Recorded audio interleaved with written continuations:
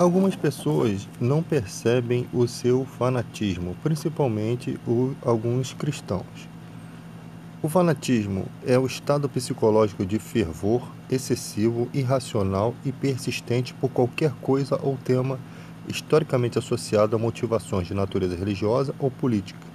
É extremamente frequente em paranoides, cuja apaixonada adesão a uma causa pode avizinhar-se do delírio. Geralmente, na parte do cristianismo, a pessoa que às vezes não consegue conversar um assunto sem que aquele assunto vire uma pregação, isso é uma espécie de fanatismo. Pessoas que deixam de cuidar de sua família, da sua própria aparência, seu próprio aspecto, para somente viver em detrimento das pessoas ou da igreja, isso é uma espécie de fanatismo, traz muita canseira, desgaste físico e emocional, traz desequilíbrio mental e a pessoa às vezes não cuidou, porque você vive num mundo que as pessoas acreditam, se eu cuidar do próximo, Deus vai cuidar de mim, né? Só que no mundo tudo está sujeito a tudo, a todos, todas as coisas, a doença, a velhice. Então, se você não se prepara para a sua velhice, no futuro pode haver uma circunstância tão difícil que você não vai ter amparo, né? Porque existem várias causas, várias lutas que o cidadão comum precisaria lutar para a causa comum de todos.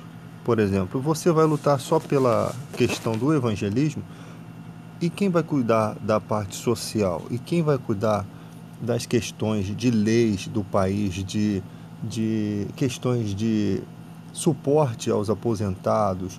Então, muitos cristãos às vezes aderem a um caminho e se negam a enxergar as outras coisas ao seu redor.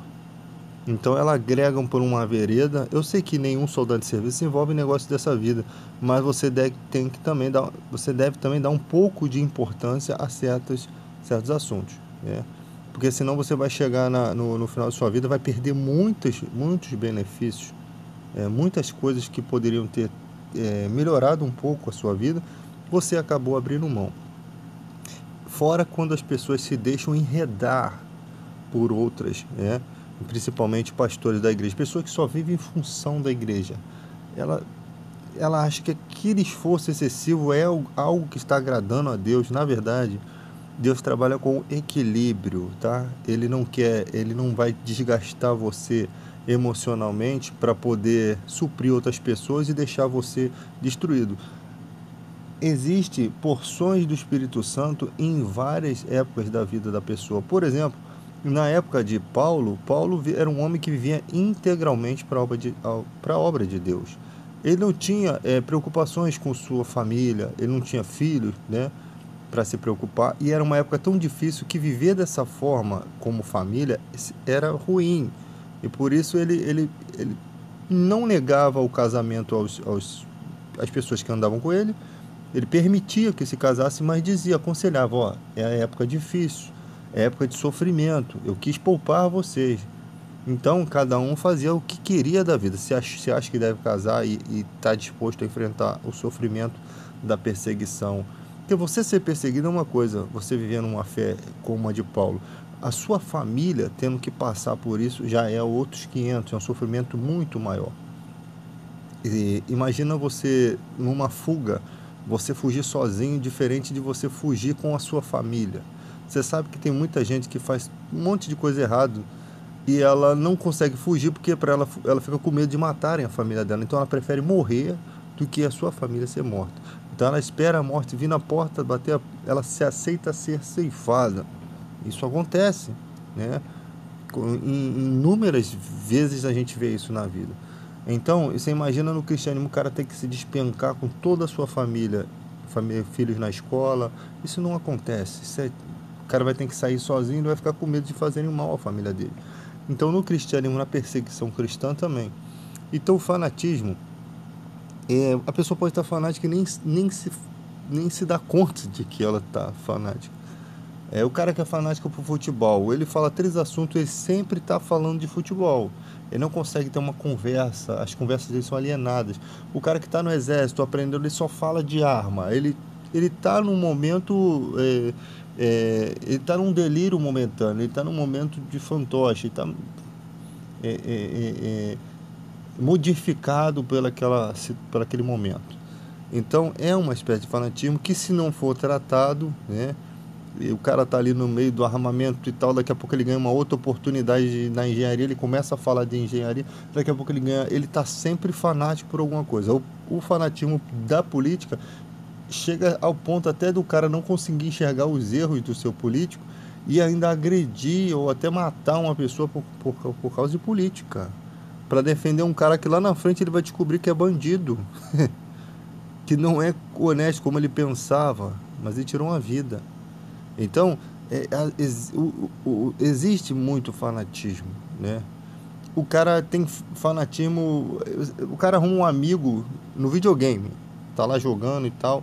Daqui a pouco aquele amigo começa a jogar outro jogo, mas ele fica sofrendo porque aquele amigo não quer mais jogar com ele. É uma espécie de fanatismo. O cara se afeiçoa a uma pessoa que nem conhece, que não tem uma amizade realmente diária, né? Então é uma espécie também de ligação fanática. O fanatismo leva as pessoas a fazerem loucuras, pessoas que estão em leito de morte, mas elas estão passando fome, mas elas não deixam de dar o dízimo. Ela acha que Deus, que ele vai ser severo com aquela pessoa. Ah, não, eu não abro mão disso. Isso é fanatismo. Aí usam aquele argumento da viúva que deu tudo que tinha, né? Ela confiou em Deus naquele momento. Eu te garanto que aquilo ali não é algo que ela ia fazer todo dia, né? Foi um propósito de aquele momento. E tem gente que vive assim. Tudo que tem, vem à mão, surge um pensamento, Deus está me pedindo isso, vai lá e dá. Então muitos espertalhões sabem que existe esse tipo de motivação, eles ficam dando estalos na mente dessa pessoa, pregando coisas que podem motivar, tentando achar na tua mente uma área, que sabe que muita gente é carente disso, uma área que ele pode explorar. Essa pessoa, ela gosta de prosperidade, ela quer ter prosperidade, então eu vou aguçar esse sentimento. Então eles começam a aplicar mensagens sobre aquilo, sobre devoção, sobre votos bíblicos, sobre coisas que agradaram a Deus, mas que são tudo meias verdades, para poder fazer com que aquilo chegue na mente de algumas pessoas que vão dar tudo que tem, né? Isso é um crime. Para esse tipo de pessoa não tem salvação. Esse tipo de pessoa que prega isso não tem salvação. Eles já sabem que eles estão perdidos, vivem uma vida pregressa, uma vida de pecado, porque não tendo o Espírito Santo, o homem que não é nascido do Espírito Santo, ele é carne. Então as ocultas devem fazer muitas orgias, devem beber muito, e mesmo que não fazem, não estão pregando a verdade. Estão se beneficiando da fé, mesmo que sejam homens que não são de pecar.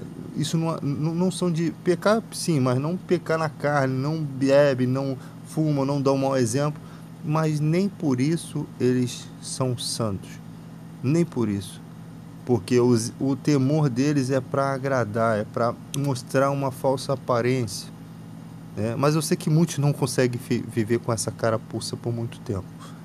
Uma hora se perdem e é nítido, né? Quando se descobre os escândalos, você fica aterrorizado. Aí é tarde para chorar pelo leite derramado.